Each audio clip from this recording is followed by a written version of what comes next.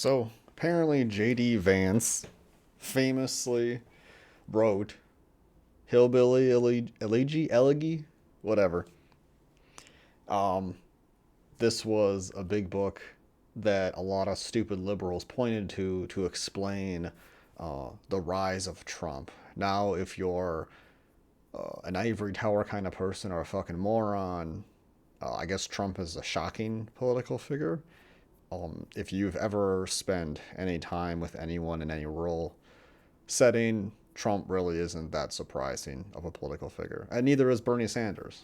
Both two people who are, or at least present themselves as outside the system in terms of their kind of approach to politics. Now, Bernie Sanders is outside the system because where he is politically isn't in the Overton window of really what's usually discussed.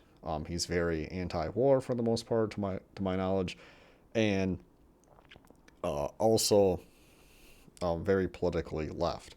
Whereas Trump is just non-establishment by courting. Is that the right word? He doesn't go along with the expected behavior and decorum of other, would-be politicians. That's the only way that he's outside the political sphere. He is in no way, radical in his approach to solving certain issues. He spoke before being elected. He spoke like a radical. He promoted universal health care for Americans. He promoted some interesting things regarding that. But after getting elected, all those things completely fell through because the Republican Party doesn't believe in a dismantling of the current healthcare system in favor of a better one. So obviously his words were hollow and meaningless, despite, making multiple statements regarding being pro healthcare for all, both explicitly and vaguely. So J.D. Vance was basically kind of a never Trumper, one of those stupid cucks. And I guess never Trumpers have a little bit more spine than actual Trump supporters. Actual Trump supporters are just idiots, unfortunately. So J.D. Vance is like a never Trumper Republican, and he's incredibly fucking stupid. And I basically want to go through and just kind of talk about the things that expose how stupid J.D. Vance is from his own autobiographical book. Now, J.D. Vance, to start off with, the biggest stupid thing is J.D. Vance constantly tries to attach his personal upbringing to that of poor white people because he had a lot of privilege that he thinks he envisions the privilege that he experiences in his life as normal experiences of poor white people. So he spends a lot of the book talking about these like one-off situations where basically they're honor culture kind of stories where a guy broke up with his sister and his uncles went and fucking beat him up or something.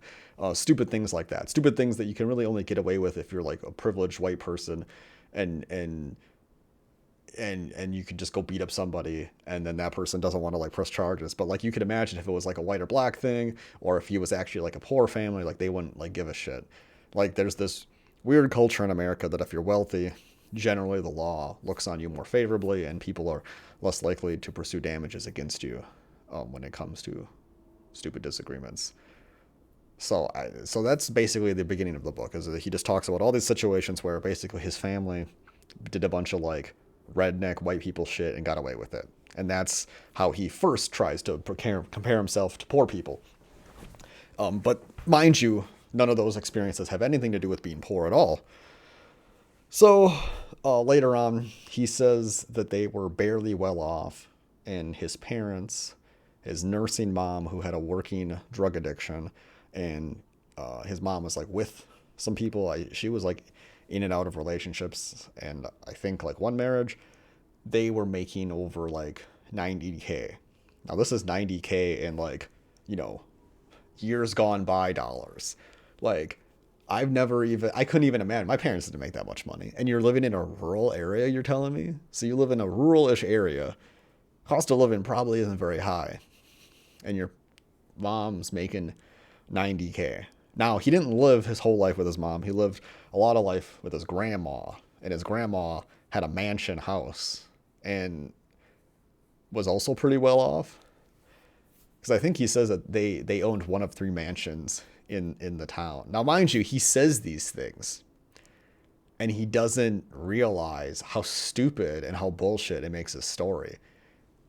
You know, because like, okay, if you lived in a mansion, if your parents or parent, even with the drug addiction, had 90K income, like you're not poor. You did not have the poor experience. You had a difficult experience, but you are not poor. Shut up. Like I wouldn't even say I was poor. Like I wouldn't say my family was poor. Like my family did pretty well. I mean, they never, like, I think the max my parents were making was like 55K ever growing up combined. But like, we were fine because we lived in a low cost area. You're making near double that. I don't know what you're talking about. It just doesn't. It's just total bullshit. So that's another thing that he's just full of lies. He tries to culturally tie himself to poor people, but he never actually had any poor experiences. So another interesting thing in his book is that there's a part in it where he's living with his grandma, and his grandma basically forces him to get a job. Now, in the book, he's so dumb, and maybe it's like a conservative brain thing, but like he literally says all the things necessary to provide a really great criticism of himself, to have a moment of like introspection and reflection, and he doesn't even do it. It's actually shocking. So in the book, his grandma forces him to get a job. Now, he says that he wouldn't have pursued a job, he wouldn't have done anything except his grandma made him get a job.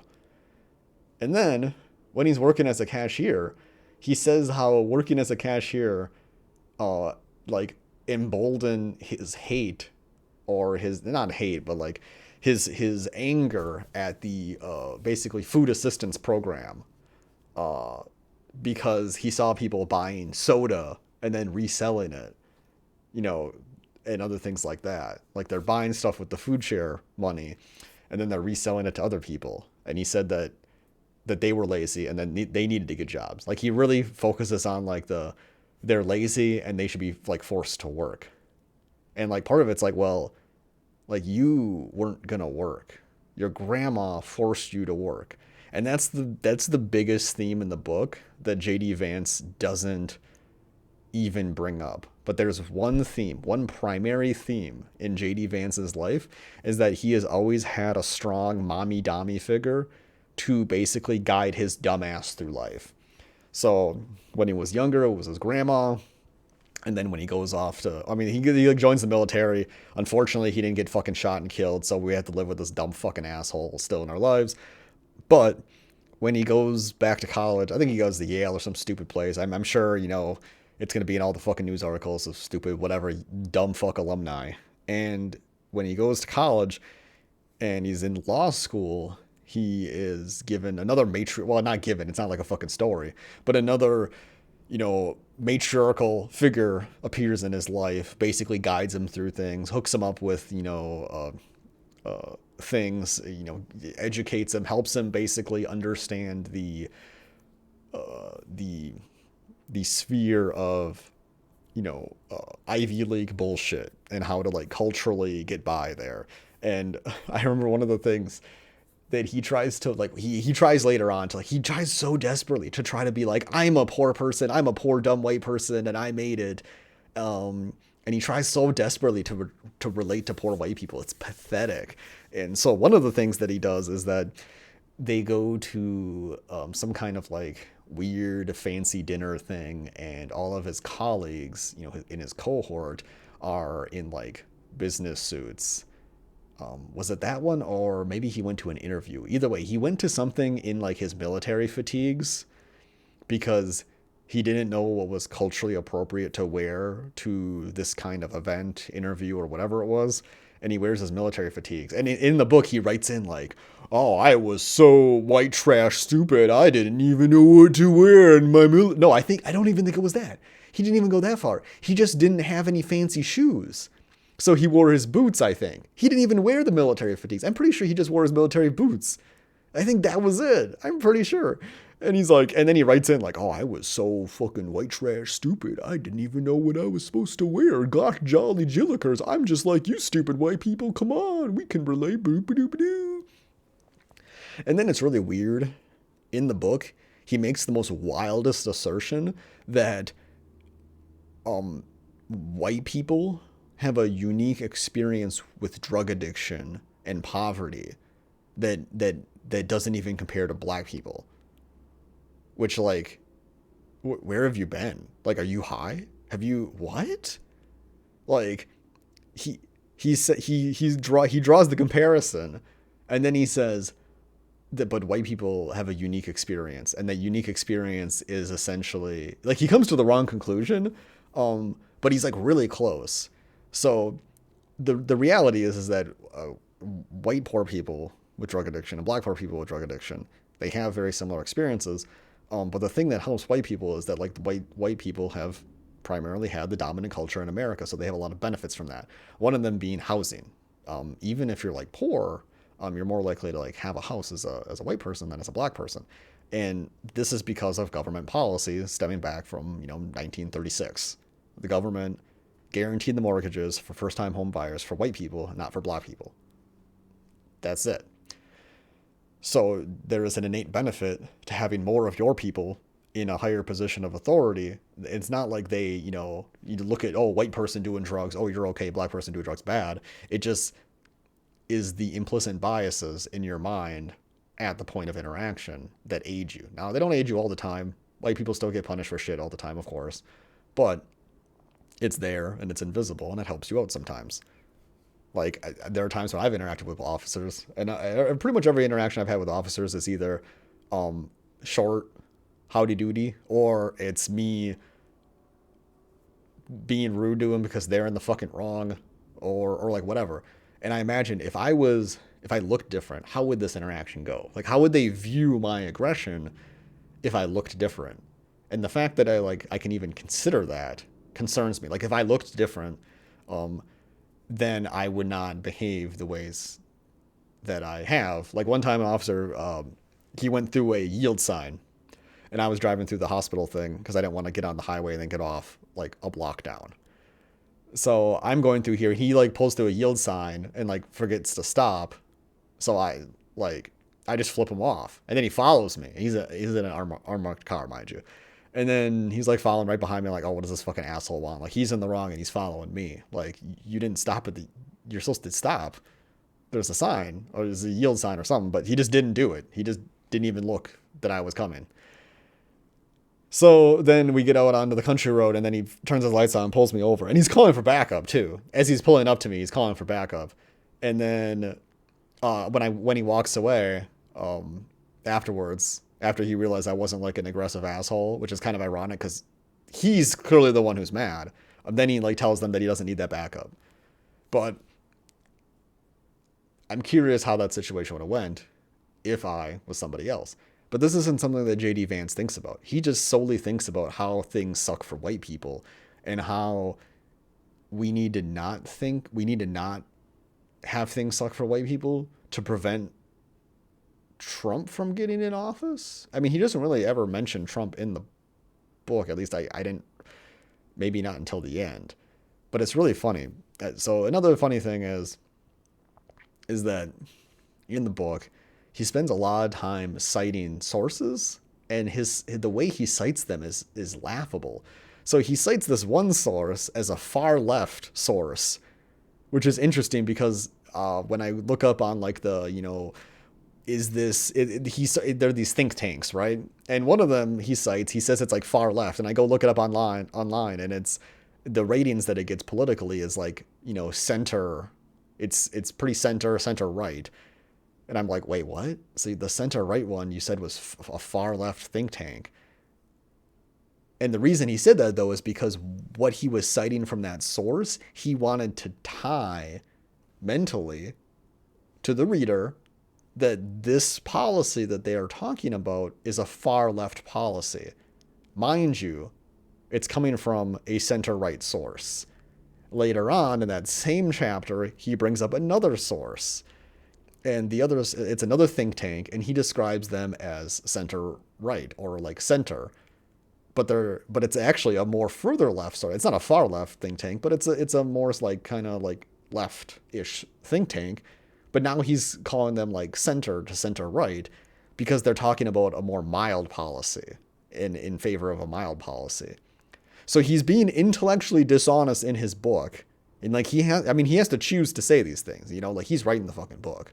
And like you can just do a simple Google search and see the political leanings of different think tanks and see what they, support and don't support.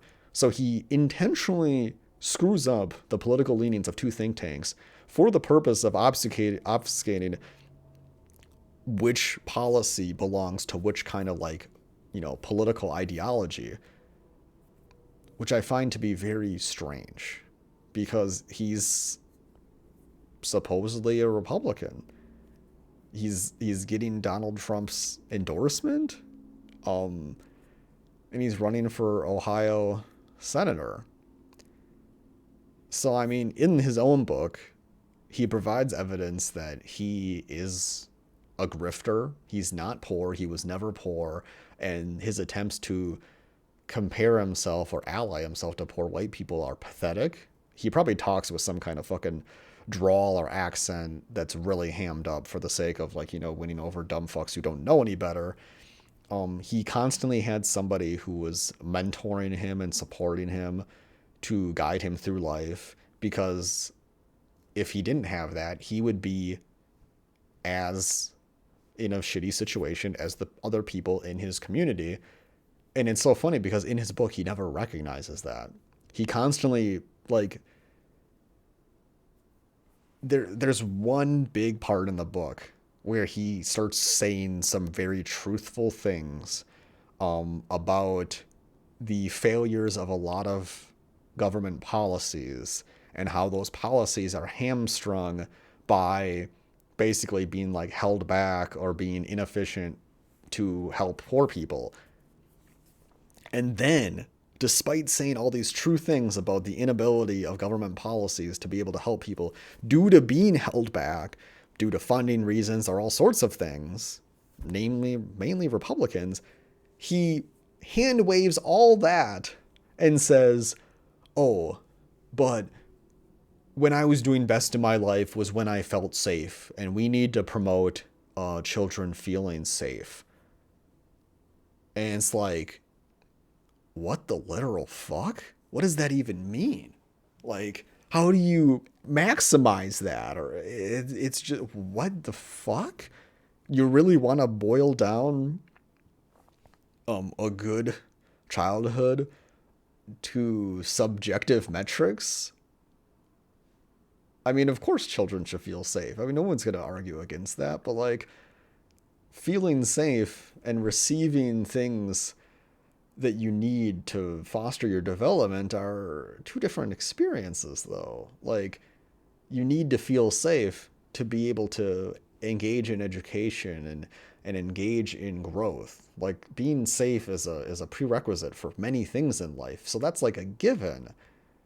But he doesn't care about all the policy stuff. He only cares that like people have the base requirement. Like, if you think about like Maslow's like hierarchy of needs, like his concern is like at the superficialist base level, where it's like you just need to feel safe and then everything else will just come to you.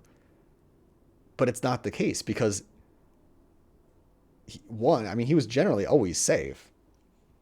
And then two, he had money. Like, his family had money. He had people in his family that looked after him and cared for him. Like, he was always safe, but he had a perception of not being safe because he's an idiot. And he was a child and didn't know any better. But he seems to think that if everyone can be established to the same base level, then he will be in a meritocracy and people will just be able to flourish in that way. Like, it's really like there's so many internal criticisms he could provide against himself in the book, and he never even once bothers to do it. I mean, he does provide criticisms against himself, but they're more like what a really insecure person does when they're self-critical. Like, they're critical about things that obviously don't matter because they're afraid that somebody might actually provide a legitimate criticism against them. So they hide that with superficial criticisms against themselves, and then that way the real things don't ever get brought up. And that's what he does in the book, and it's just very boring.